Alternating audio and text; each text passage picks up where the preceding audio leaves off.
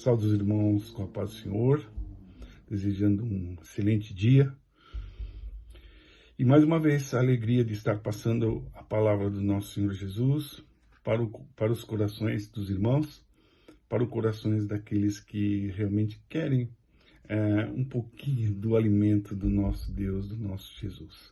A palavra de hoje está em Atos dos Apóstolos, no capítulo 16, no versículo 23. Uma passagem bastante conhecida, onde da prisão de Paulo e Silas, e é onde a gente vê realmente a glória do nosso Senhor Jesus, a glória do nosso Deus, para com nossas vidas e para a vida daqueles que precisam. Um conforto, um alento, uma palavra de salvação.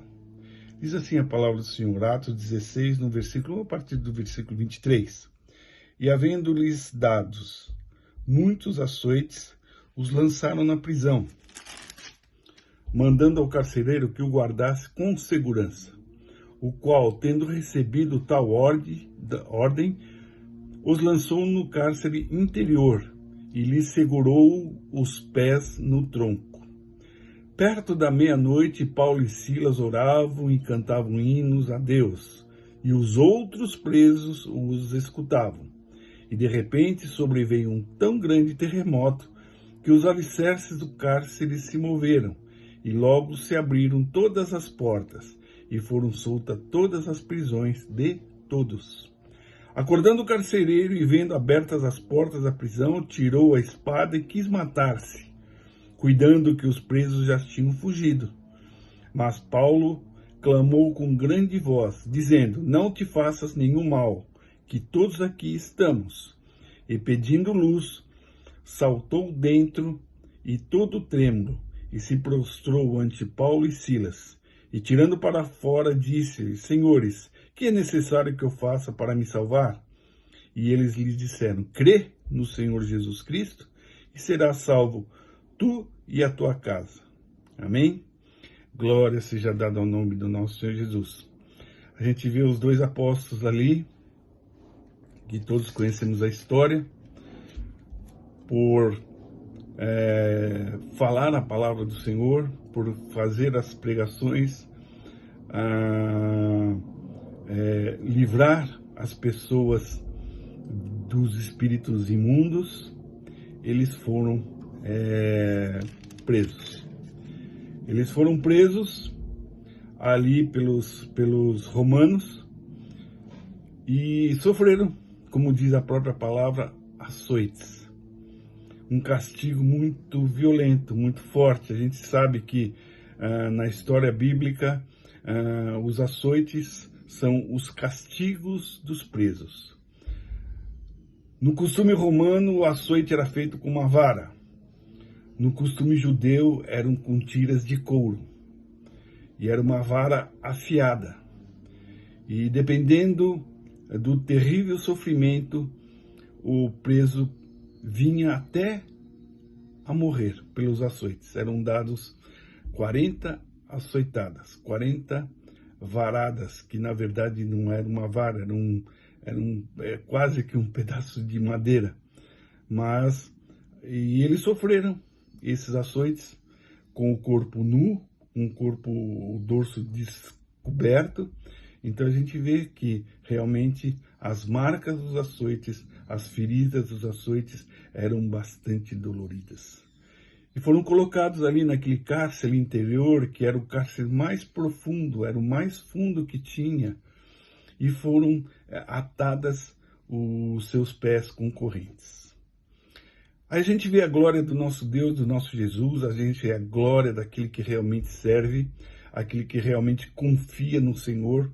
Tal situação em que se encontravam esses dois apóstolos, presos, machucados, açoitados, mas diz a palavra que eles se encontravam orando e cantando hinos de louvor.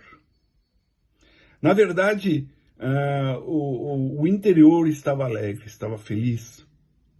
O exterior podia estar machucado, podia estar dolorido, podia estar com dores, mas interiormente ele estava em paz. Paz e alegres, não temendo o que poderia vir a acontecer, porque eles tinham a plena certeza, a plena convicção que se eles estavam ali naquela situação, se Deus colocou-eles ali naquela situação de sofrimento, alguma causa tinha, alguma causa, algum propósito serviria todo aquele sofrimento, toda aquela prisão. Então a gente vê como se alegrava os apóstolos de Cristo. Naquela situação, eles se encontravam orando e cantando hinos de louvores a Deus. Aquilo era um testemunho vivo, era um testemunho prático de como se realmente servir a Deus. Diz a palavra que eles estavam no meio dos presos, no meio dos carcereiros. E a palavra diz que os outros presos os escutavam. Era uma testemunha viva, eram testemunhos vivos da glória do nosso Deus, do nosso Senhor. Mas que eles não estavam abatidos, mas eles estavam felizes, orando e cantando hinos. Isso pode ter chamado a atenção dos presos, pode ter ou chamou a atenção dos próprios carcereiros como um testemunho de fé, como um testemunho de confiança que algum ser mais poderoso estava agindo naquele lugar, a não ser aqueles dois que estavam ali machucados, presos, sujos, enfim. Mas existia um Deus Altíssimo no comando de tudo. E ali a gente sabe que Deus os colocou ali realmente por um propósito, de mostrar realmente a glória de Deus, de mostrar realmente que o nosso Deus ele é poderoso, que o nosso Deus em que a gente confia é aquele que pode nos livrar. E além de nos livrar, pode levar outros ao livramento, pelos nossos testemunhos, pelos seus testemunhos, como aconteceu aqui com Paulo e com Silas. Então a gente vê o nosso Deus agir. Testemunhos vivos, num momento de sofrimento, num momento de angústia, mas uma angústia exterior, um sofrimento exterior. Porque interiormente, espiritualmente, havia alegria e havia paz e havia confiança nesses atos. A gente vê situação diferente do carcereiro que quando viu toda aquela bagunça, todo aquele terremoto em que ocorreu ali, onde os alicerces se moveram, e aquele grande terremoto pelas mãos do Senhor, ele se viu numa situação que não tinha volta, porque eles iam sair, soltar as cadeias, eles iam sair e provavelmente o carcereiro seria morto, culpado. E ele próprio quis tirar a sua vida.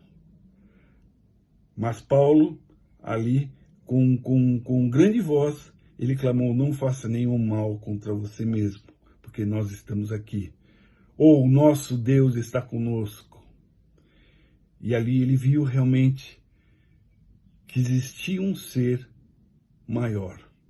Existia um ser que poderia mudar aquela situação. Vai ver aquele sofrimento daquele carcereiro já vinha de tempos, porque a primeira coisa que ele falou foi: o que eu faço para me salvar? Será que era aquela salvação daquele momento? A salvação de não ser morto, de não ser preso?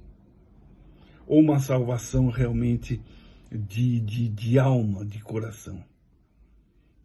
Ali pelo modo que ele clamou, não era uma salvação momentânea, não era uma salvação ali daquele momento, era uma salvação em Cristo Jesus. E ele clamou: Senhor, o que é necessário que eu faça para me salvar? E ali eles disseram: crê no Senhor Jesus e serás salvo. Não só tu, mas também a sua família. Então a gente vê que o propósito de Deus de colocar aqueles dois servos ali naquele lugar, naquela situação, tinha um propósito maior. Porque tinha um ser ali naquela prisão que precisava realmente de salvação, que era o carcereiro. E a gente vê que pelos seus testemunhos, muitos presos ali viram também a glória do nosso Deus. Então, como é importante sermos testemunhas do Senhor, sermos testemunhas da salvação. E pela própria palavra, eles já foram pregando a palavra do Senhor a todos que estavam em sua casa. Então, glória seja dada ao nome do nosso Senhor Jesus. A gente pode estar numa situação difícil, numa situação exterior ruim, mas por dentro a gente tem que estar em paz com Deus, com Cristo, para que mesmo que nas horas difíceis, a gente possa levar também a salvação. Que Deus abençoe a todos que nos ouvem, que todos nos escutem, que tenham um final de dia, uma semana abençoada no nome do nosso Senhor Jesus. Amém.